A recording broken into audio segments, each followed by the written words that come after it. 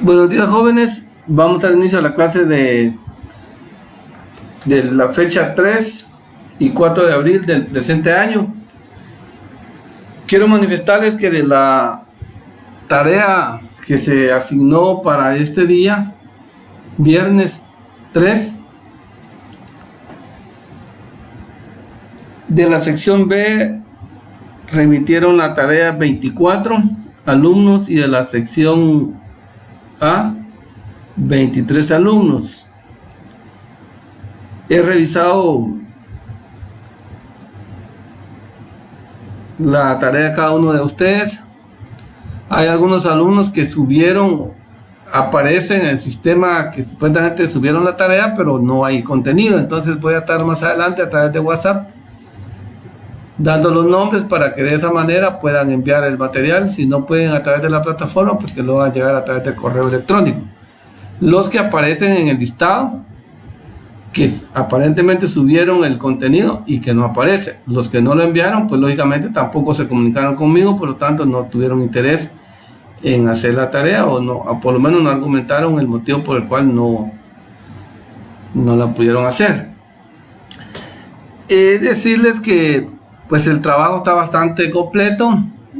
Algunos alumnos hasta se extendieron más en el contenido. Qué bueno, porque al final lo que estamos es aprendiendo. Yo voy a hacer un repaso, no un repaso, sino una explicación de la tarea en sí que se dejó, para que nos quede un poquito más claros. Lo voy a hacer en forma resumida para no desesperarlos. De esa cuenta la pregunta, la tarea, ustedes ya saben cuáles eran los elementos que había que rellenar, por decirlo así, en el contenido. Yo lo voy a hacer en una forma sencilla. Les voy a explicar qué es la primera declaración del sindicato. Ahora ya no va a ser difícil que me comprendan porque ustedes ya hicieron el trabajo. Ya sabemos que en una primera declaración, pues lógicamente quienes intervienen son los sujetos procesales, dígase el Ministerio Público, quien es el que acusa, Defensa Pública, quien es el que defiende, el juez, que es el contralor de esa audiencia o la investigación, y el sindicato, por supuesto, que es la persona contra la que recae la imputación. Lógicamente también recuérdense que yo les decía a ustedes, de acuerdo al 117 y 124, en esa audiencia también puede estar presente la víctima, porque así lo dice ahora la ley, que él también puede declarar o argumentar algo en esa audiencia si así lo deseara. En ese orden de ideas vamos a ir desarrollando la audiencia. No se les olvide que ya lo hemos dicho, que para que se dé una primera declaración tienen que haber dos momentos. Uno es que la persona haya sido aprehendida en flagrancia por la comisión de un hecho delictivo, y el otro sería porque el juez en su momento procesal haya girado una orden de aprehensión en su contra, en base a la petición que haya planteado el Ministerio Público. Si tomamos en cuenta esos elementos, entonces podemos determinar que en este caso, de acuerdo a los audios que se remitieron, una audiencia se desarrolló en el juzgado de primera instancia penal de La Libertad y otra audiencia en el juzgado de primera instancia penal de San Benito. Les envié esos dos tipos de audiencias para que ustedes pudieran analizar y determinar que en una, es decir, en la que se da en San Benito, ahí se liga proceso y se dicta una medida de coerción que es la medida sustitutiva, la cual está regulada en el artículo 264 del Código Procesal Penal. Y en el juzgado de primera instancia de La Libertad, allí como medida de coerción, el juez dicta una prisión preventiva. O sea, esa era la idea, que ustedes se dieran cuenta que las dos medidas de coerción que regula el Código Procesal Penal, que es prisión preventiva y medida sustitutiva, se dan en estas dos audiencias. Dentro del desarrollo de la audiencia decíamos que pues lo primero que tiene que hacer el juez es verificar la presencia de los sujetos procesales, de acuerdo al artículo 90 del Código Procesal Penal. En este caso no hay querellante en ese momento, pero sí puede constituirse posteriormente como ya lo explicamos, de acuerdo a lo que dice el artículo 82, en el último numeral, donde dice que si estuviera el querellante, pues también tiene derecho a intervenir y las partes no pueden objetar la presencia de él, toda vez que, como ya lo verificamos, la figura del querellante es coadyuvar en la investigación o adherirse a la investigación ya iniciada por el Ministerio Público. Eso lo encontramos ya en el numeral 7. Dice que el querellante legalmente acreditado podrá intervenir en la audiencia a continuación del fiscal. En este caso no había querellante, pero si hubiera habido, pues también él podía intervenir en esa primera declaración.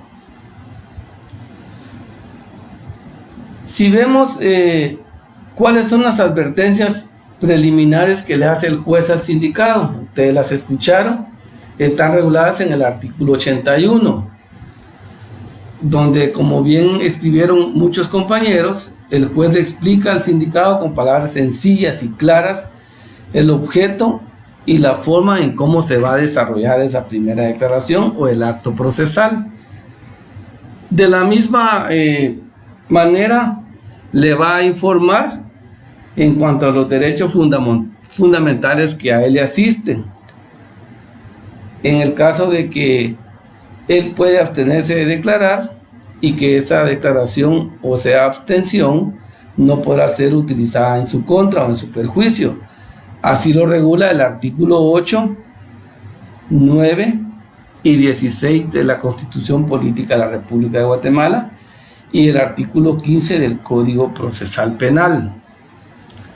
Y en esas advertencias, pues lógicamente ustedes escucharon que el juez le pide que proporcione su nombre completo, edad, estado civil, profesión, oficio, nacionalidad, fecha y lugar de nacimiento, domicilio, lugar de residencia, nombre del cónyuge, hijos y las personas con quienes vive y de las cuales dependen o están bajo su guarda.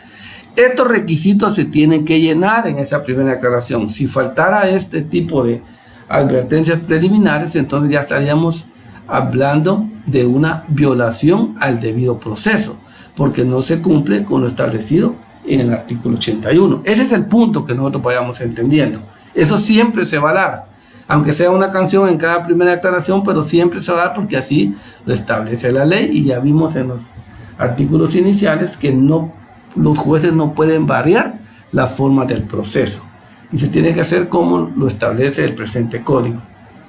En las declaraciones que preste el sindicado durante este procedimiento preparatorio, el juez le va a instruir acerca de que él tiene derecho a un abogado de su confianza y que tiene que consultar con él la actitud que va a asumir antes de comenzar la declaración. También ustedes lo escucharon en el audio, donde estaba tanto una abogada de la defensa pública de aquí en San Benito y un abogado de la defensa pública de La Libertad. Si él tuviera recursos para esa primera declaración, pues él podría contratar un abogado de su confianza, pero como en este caso esta persona no tenía entonces recursos económicos, entonces el Estado le asigna uno, y que es de la defensa pública penal. De ahí entramos ya, después de las advertencias preliminares, ya entramos al contenido del artículo 82. Ese artículo 82 es el que nos va a dar los elementos para poder llevar a cabo una audiencia de primera declaración. Ustedes pudieron ver verificado en el artículo 82 el numeral 1, donde dice que el juez le concede la palabra al fiscal para que le intime los hechos en cuanto a circunstancias de tiempo, modo y lugar. Ustedes escucharon en su momento cuando el auxiliar Mejía Chávez y Eric Leal le hacen la imputación de tiempo, modo y lugar al sindicado. Su calificación jurídica provisional en el caso de La Libertad, pues dijo que era robo agravado, y en el caso de San Benito era el delito de extorsión. Esa es la calificación jurídica provisional. ¿Por qué le llaman provisional? Porque es hasta en sentencia, después de haberse llevado a cabo un debate oral y público, el que era sido citado y vencido en juicio, es donde el juez va a dar la calificación jurídica que se encuadra en el tipo penal o en la conducta que él haya cometido. También nos dice que el juez debe instruirle acerca, disposiciones legales aplicables. En este caso, pues ustedes bien dijeron el fundamento legal del delito de extorsión y el fundamento legal del delito de robo agravado. Y la descripción de los elementos de convicción existentes. ¿Cuáles son los elementos de convicción? Son todos aquellos medios con los cuales el Ministerio Público en esa primera declaración, si hablamos en flagrancia, ya debe tener en su poder para poderle decir al juez, pues él pudo haber cometido este delito en base a las circunstancias que le estoy imputando, porque hay elementos como declaraciones de agentes captores, álbumes fotográficos, actas del lugar de la escena, entre otros elementos, porque estamos hablando de una prisión preventiva. Si hablamos ya de una aprehensión girada por un juez competente, pues lógicamente ahí les he explicado yo, ya es la mayoría de elementos de convicción ya obran el proceso porque hubo una investigación anterior a haberse pedido la orden de aprehensión. Dice el numeral 2 que si el sindicado acepta declarar, el juez le dará el tiempo para que lo haga libremente. Es decir, después de haberse le imputado las circunstancias de tiempo, modo y lugar, el juez le pregunta al sindicado si él quiere declarar o no. Ustedes lo escucharon en la audiencia. Después de declarar, el sindicado puede ser sometido al interrogatorio legal del fiscal y del defensor. Pónganme atención acá, porque siempre yo pregunto, ¿puede el Ministerio Público o el abogado defensor interrogar al sindicado? ¿Sí o no? No hay una prohibición en el artículo 82 que nos diga que el Ministerio Público no puede preguntar. Es decir, si tenemos que concatenarlo con el numeral 2. Si el sindicado declara, lógicamente él puede ser sujeto a un interrogatorio por parte del fiscal o por parte de la defensa. Pero si él no declara, entonces a él no se le puede interrogar. Es decir, que en muchos casos, como escucharon en la audiencia, si el sindicado no declara, no puede ser interrogado. Si él declara, entonces sí puede ser interrogado.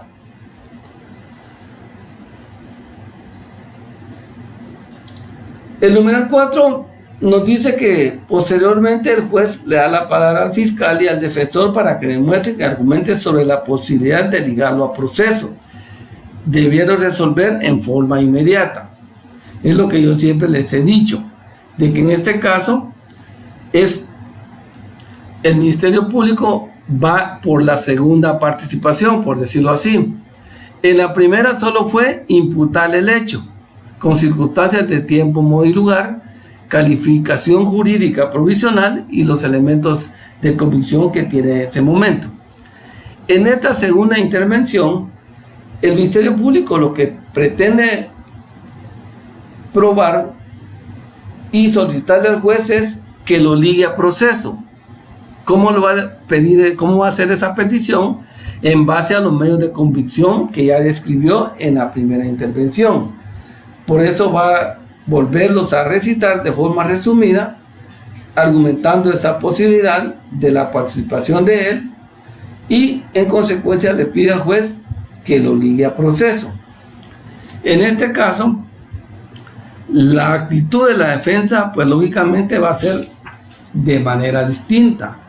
En este caso, la defensa lo que va a solicitar es que a él no se le ligue a proceso, porque no hay elementos suficientes para creer que él haya podido cometer ese delito. ¿Qué es lo que va a probar aquí en este momento de hacer la imputación y pedir que se ligue a proceso? Porque se considera que la conducta encuadrada dentro del sindicado es típica, es antijurídica y en un momento determinado pues va a ser culpable. Por lo tanto, como les decía, el defensor lo que va a discutir es que no se lleva o no existen elementos suficientes para poder dictar ese auto de procesamiento. El juez en base a la petición del fiscal y medios de convicción que obran en su momento, va a decidir en ese momento si lo liga o no a proceso. Si el juez considera que hay elementos, va a dictar el auto de procesamiento. Aquí ya entra en funcionamiento el artículo 11 bis, que es la fundamentación, y desde ese momento él dicta el primer auto, que es el auto de procesamiento. No les quise dejar la tarea en cuanto a la falta de mérito, porque en este auto el juez también puede que dicte una falta de mérito. ¿Qué es una falta de mérito? No es más que aquella resolución que el juez va a dictar cuando él considere que no hay fundamentos serios o elementos suficientes para poderlo ligar a proceso, y de esa cuenta él va a resolver una falta de mérito, terminando en ese momento la audiencia y notificándosela a los sujetos procesales. Esto lo encontramos regulado en el 11 bis, como les decía, y el 272 del Código Procesal Penal. La falta de mérito no cierra el proceso, es decir, no quiere decir que la persona ya quedó libre de la responsabilidad o del supuesto hecho que se le está imputando. Lo que pasa que cuando hay falta de mérito es porque el juez considera que no hay elementos suficientes para poder dictar un auto de procesamiento, y entonces dicta un auto de falta de mérito, y el Ministerio Público tiene la obligación de continuar con la investigación y posteriormente pedir una aprehensión en contra de esa persona que se le ha dictado en su momento esa falta de mérito. Ese es el tema nada más en cuanto a la falta de mérito. Pero sigamos en cuanto al auto de procesamiento que ya ha dictado el juez en base al numeral 4 del procesal penal. Ya dictado el auto de procesamiento, en el numeral 5 dice que el juez nuevamente le concede la palabra al fiscal y al defensor para que demuestren y argumenten sobre la necesidad de medida de coerción. Pongan atención, aquí entramos ya a las dos medidas, que puede ser prisión preventiva o medida sustitutiva. En el caso de la audiencia que se envió como ejemplo de San Benito, ahí el Ministerio Público pidió una medida sustitutiva, siempre y cuando la persona sindicada y la defensa acreditara el arraigo, lo cual quedó demostrado en esa audiencia. Por lo tanto, él pidió la medida sustitutiva. Es una facultad que tiene el Ministerio Público, porque lo importante es ligarlo a proceso, sujetarlo a proceso. Mientras que en el otro audio de la libertad, allí el Ministerio Público pidió prisión preventiva, porque el tipo penal así lo establece y lo vamos a ver más adelante. Es decir, dice que cada uno en su lugar, dígase Ministerio Público y Defensa, pedirá qué tipo de medida considere debería de imponerse: prisión preventiva o cualquiera de las medidas sustitutivas existentes. El juez debe resolver en forma inmediata. Aquí el juez vuelve a dictar otro auto.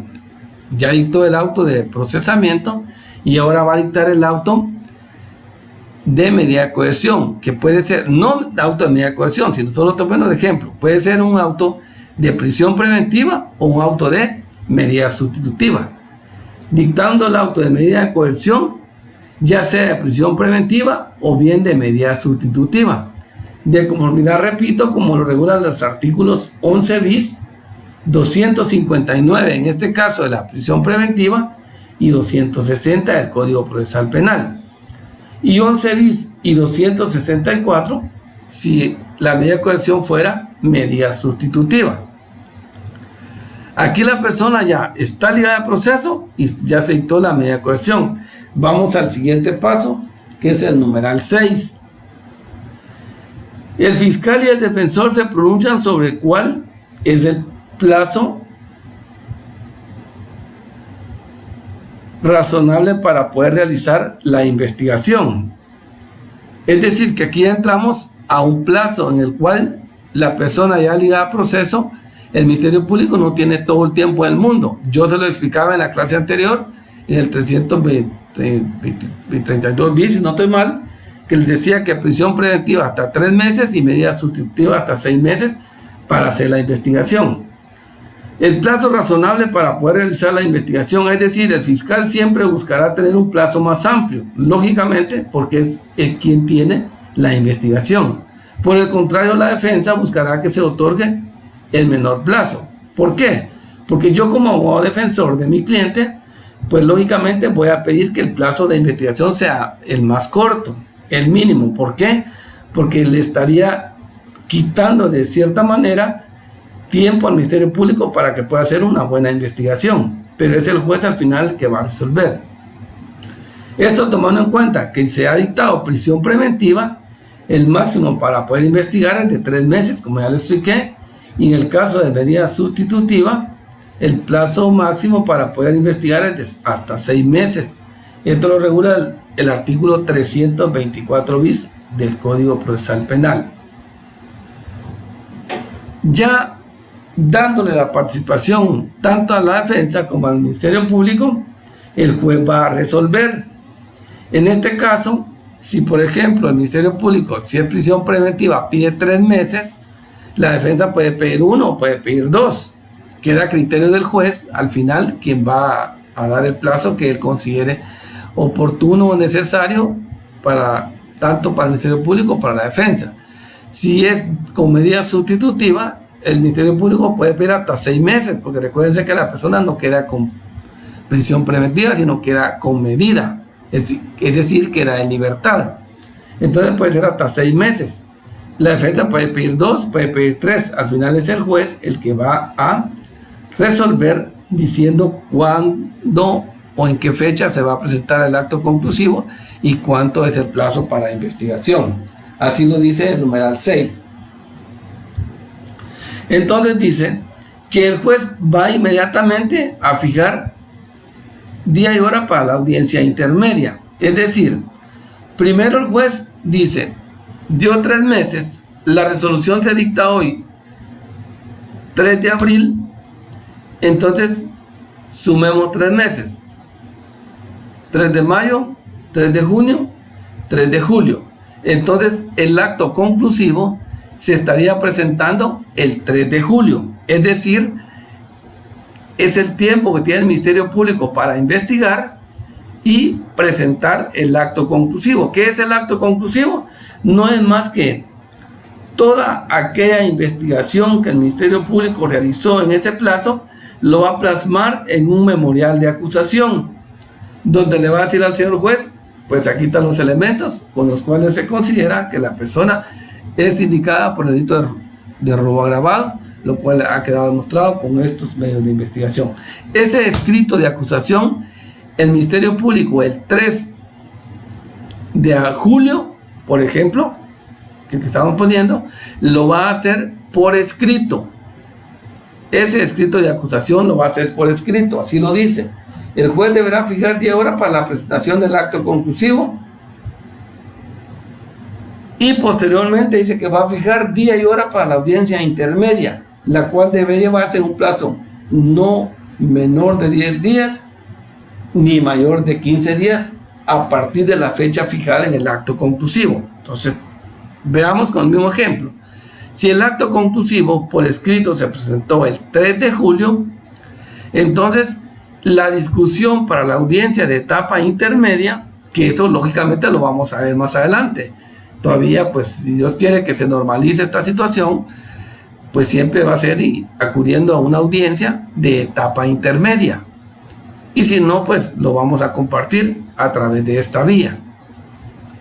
Entonces, si ustedes le suman 15 días máximo después del 3 de julio, entonces estaríamos hablando que la audiencia intermedia se tendría que discutir a más tardar el 18 de julio, porque dice que no puede ser menor de 10 días ni mayor de 15 días a partir de la fecha del acto conclusivo.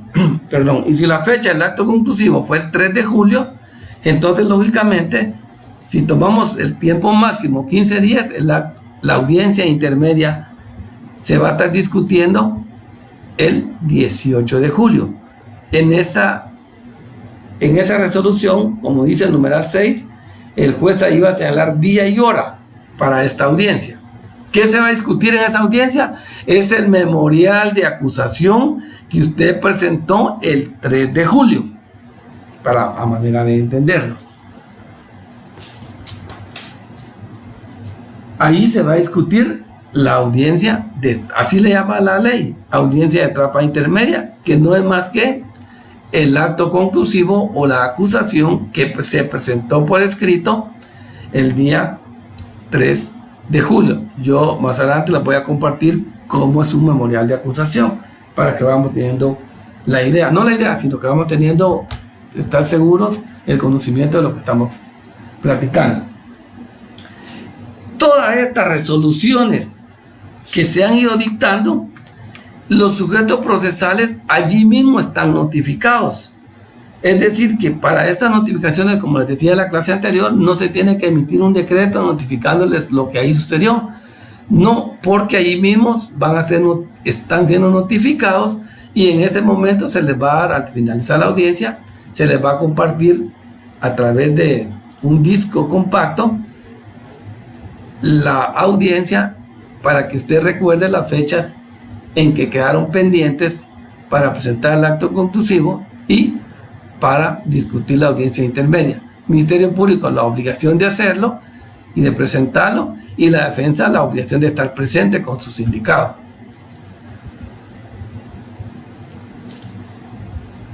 El numeral 7 les explicaba al inicio, cuando nos dice que el querellante legalmente acreditado podrá intervenir en la audiencia a continuación del fiscal. En este caso, como no había, pero pudiera ser, y así lo permite la ley, como dice el artículo 7, y él, si se constituyera en este proceso, en esa primera declaración, pues lógicamente ya es parte procesal y tiene que estar presente en las audiencias posteriores que se tengan que llevar a cabo y las cuales ya quedaron notificadas.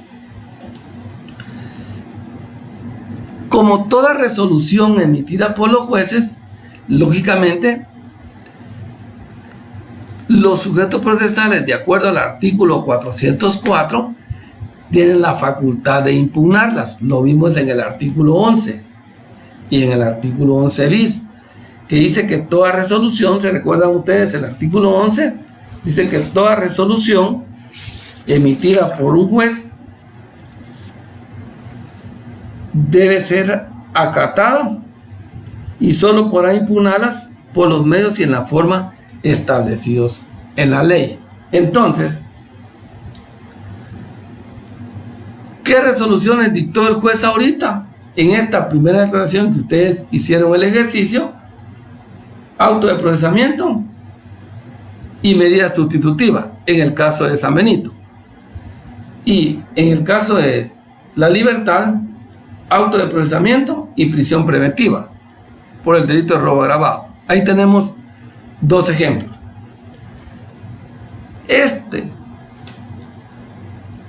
Y lógicamente el auto de falta de mérito, que también es apelable, lo voy a explicar en otro momento. Ahí se recuerda. Entonces, ¿qué va a pasar? Veamos el ejemplo de San Benito, del juzgado de la audiencia de San Benito. El juez dictó auto de procesamiento y dictó una medida de coerción de medida sustitutiva regulada en el artículo 264 del Código Procesal Penal. Siempre pregunto en clases, ¿el auto de procesamiento es apelable? Se las dejo a ustedes también ahí, aunque sea a través de esta vía. ¿El auto de procesamiento es apelable? Pasamos al siguiente. ¿Es apelable el auto de medida sustitutiva? Sí. Sí es apelable el auto de medida sustitutiva.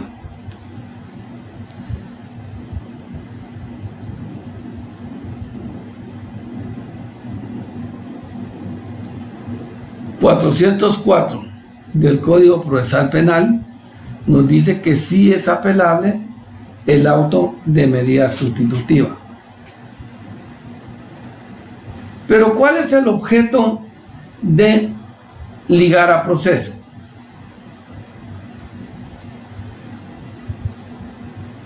¿Por qué? Dice el artículo 322 del Código Procesal Penal. ¿Cuál es el objeto del auto de procesamiento o los efectos que contiene? Ligar a proceso a la persona contra quien se emita, concederle todos los derechos y recursos que el Código Procesal Penal establece para el imputado, sujetarlo a sí mismo a las obligaciones y prevenciones que del proceso se deriven, inclusive el embargo precautorio de bienes, y sujetar a la persona civilmente responsable a las resultas del procedimiento, cuando hablamos del tercero civilmente demandado. Entonces,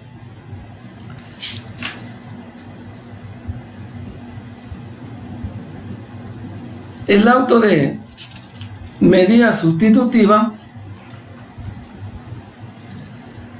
tiene varios elementos. Lo podemos ver en el artículo 264 que hemos venido citando del Código Procesal Penal. Primero, vamos a analizar la medida sustitutiva. El arresto domiciliario en su propio domicilio, en su propia residencia, custodia de otra persona sin vigilancia alguna, con vigilancia. 2. La obligación de someterse al cuidado o vigilancia de una persona que informará al tribunal, de una institución determinada, que informará periódicamente al tribunal, la obligación de presentarse periódicamente al tribunal o a la autoridad que el juez designe, la prohibición de salir sin autorización del país, de la localidad en el cual reside o el ámbito territorial que fija el tribunal. 5. La prohibición de concurrir a determinadas reuniones, visitar ciertos lugares.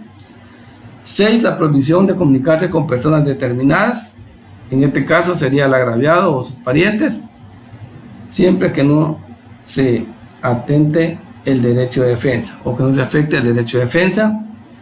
Y 7. La prestación de una caución económica adecuada por el propio imputado o por una persona mediante depósito de dinero, valores, constitución de prenda o hipoteca, embargo o entrega de bienes, fianza de una persona idónea. En este caso se aplicó el numeral 7, que fue una caución económica de acuerdo a la audiencia que se envió del juzgado de San Benito.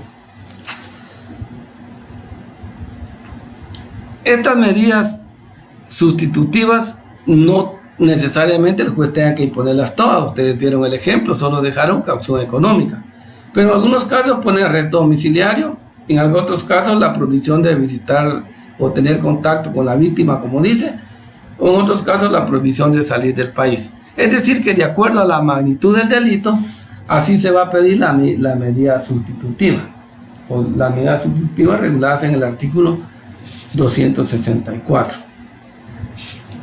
No necesariamente, como les dije, se tienen que intervenir o interponer todas las medidas sustitutivas, basta con solo una. Hay algo muy importante y en el cual quisiera yo aclararles, es que el artículo 264 que hemos venido analizando, hay una prohibición expresa en el propio artículo en el cual un juez no puede decretar una medida sustitutiva. Lean el artículo 264 y con esto pues ustedes van a comprender mejor. El artículo 264, repito, tiene determinados tipos penales en el cual el juez tiene prohibido decretar una medida sustitutiva, y por eso ustedes escuchan el audio de la Audiencia de la Libertad, donde el juez ni siquiera termina con el contenido del artículo 82, porque como lo deja con prisión, lo deja ligado por robo agravado, entonces automáticamente ese delito no goza de medida sustitutiva, y por eso él obvia a la participación en cuanto a la medida de coerción de los sujetos procesales, porque el auto de procesamiento que él dicta es por el delito de robo agravado. Entonces, ustedes van a ver en su artículo, en el 264, qué tipos penales no puede el juez otorgar medida sustitutiva. Está el reincidente o delincuente habitual, está aquel que es ligado por el delito de homicidio, por asesinato, por parricidio, por violación, por plagio, secuestro, por robo agravado, delitos contra la narcoactividad. Y aquí otros casos, cuando en accidentes de tránsito, cuando una persona en estado de ebriedad o efectos de droga o estupefacientes condujera un vehículo, o sin licencia vigente de conducir, o no haber prestado ayuda a la víctima, no obstante haber estado en posibilidad de hacerlo, y haberse puesto en fuga o ocultado para evitar su procesamiento. En estos casos, el juez no puede dictar medida sustitutiva en este tipo de delitos. Ya analizando y determinando cuáles son los efectos de la medida sustitutiva, entonces ahora vamos a explicar qué recurso procede en contra del auto que otorga la medida sustitutiva. Pongamos el ejemplo de la audiencia de San Benito. ¿Qué recurso se plantearía en contra del auto que decretó la medida sustitutiva por el delito de extorsión? Pues lógicamente nos dice el artículo 404, numeral 9, que son apelables los autos dictados por los jueces de primera instancia que resuelvan, numeral 9, la imposición de medidas sustitutivas y sus modificaciones. O sea, entonces, el auto de medida sustitutiva sí es apelable. Fundamento legal 404, numeral 9, procesal penal. ¿Cómo se va a interponer este recurso de apelación? Se va a interponer dentro de los 3 días como máximo de haber sido notificado de la resolución. ¿En qué momento fue notificado? En el momento que estuvo presente en la audiencia, que ustedes escucharon el audio relacionado al artículo 82. Desde ese momento él fue notificado. Finalizada la audiencia, ya quedó notificado. Desde ese momento tiene 3 días para presentar el acto, para presentar la apelación. Entonces yo pregunto, ¿qué pasa si la audiencia fue hoy viernes? Hoy fue ligado a proceso y se decretó medida sustitutiva. Yo tengo 3 días, pero como la ley del OJ dice que en materia penal, procesal, solo se toman en cuenta los días hábiles. Es decir, entonces, no cuenta sábado ni domingo, sino sería lunes primer día, martes 2 y miércoles 3. Usted el día miércoles 8 de abril, por ejemplo, usted estaría, o sería el plazo que usted tiene para presentar la apelación en contra de ese auto que otorgó la medida sustitutiva. Por lo general, ¿quién va a plantear este recurso de apelación? Pues en este caso va a ser el Ministerio Público, porque a lo mejor el Ministerio Público pide en su momento que la persona sea dejada en prisión preventiva y el juez le da medida sustitutiva. Entonces, a quien le corresponde apelar es al Ministerio Público, porque no está de acuerdo con la resolución emitida por el juez. Aquí le recuerdo el artículo 11. Porque sería ilógico que la defensa pública o la defensa del sindicato vaya a apelar esa medida sustitutiva. Si usted como abogado defensor lo que pretende o lo que busca es que su cliente quede en libertad. ¿Quién va a conocer esa medida sustitutiva? ¿O cómo debe presentarse? Esta se presenta por escrito. ¿Ante quién se presenta? Ante el juez que dictó la resolución, es decir, ante el juez de primera instancia, en este caso de San Benito. ¿Qué es lo que lleva ese recurso de apelación? Los motivos en que funda esa medida sustitutiva. Y si en caso no se hiciere, el tribunal de alzada deberá concederle 3 días para que el apelante lo amplíe o corrija, bajo sanción de que si no lo hace, dicho recurso será declarado inadmisible, o sea que no se le da trámite. Vean el artículo 406, 407 y 379 del Código Procesal Penal. Repito, 406, 407 y 399 del Código Procesal Penal. ¿Cuál es el trámite de este recurso de apelación? Usted, una vez presentado este recurso ante el juez que dictó la resolución, en este caso usted va a plantear su recurso de apelación porque no está de acuerdo con esa auto de medida sustitutiva ante el juez de primera instancia de San Benito, en el caso del ejemplo que dimos.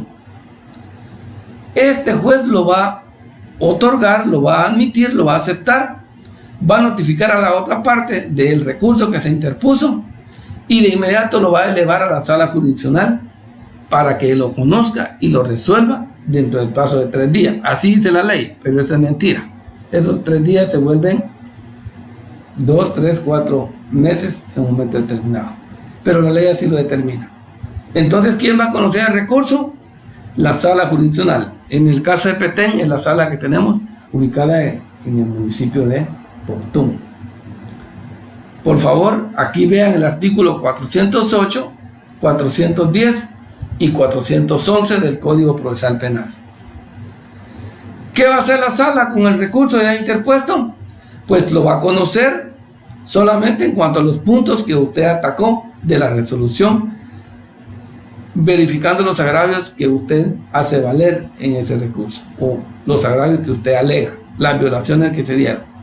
La sala puede confirmar el recurso, puede revocarlo o puede reformarlo. Así de sencillo. Pero ¿qué pasa si la medida de coerción fue una prisión preventiva? El procedimiento es el mismo. Artículo 404 del Código Procesal Penal, en el cual usted va a atacar esa medida de coerción de prisión preventiva, porque a usted le causa agravios o a su cliente en el momento que él fue dejado en prisión.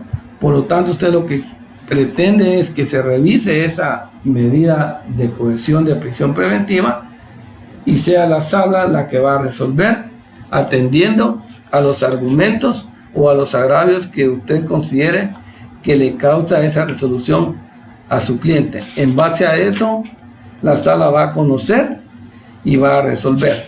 Entonces, los dos autos de medida de coerción, ya sea prisión preventiva o medida sustitutiva, ambos son apelables. Son apelables a través de el recurso de apelación.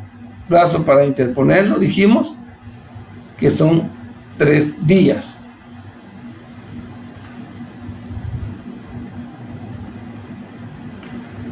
Numeral 9, les repito, así dice: los autos que resuelvan, los autos que declaran la prisión o imposición de medidas sustitutivas y sus modificaciones. Ambos recursos son apelables. En el caso de la prisión preventiva, quien lógicamente va a plantear el recurso de apelación, pues es la defensa, porque él no, pues va a luchar porque su cliente no quede con prisión preventiva. Por eso les decía que en el caso de la medida sustitutiva, por lo general quien apela es el Ministerio Público, y en el caso de la prisión preventiva, quien apela por lo general es la defensa del sindicado. Les hacía una pregunta: si era apelable el auto de procesamiento.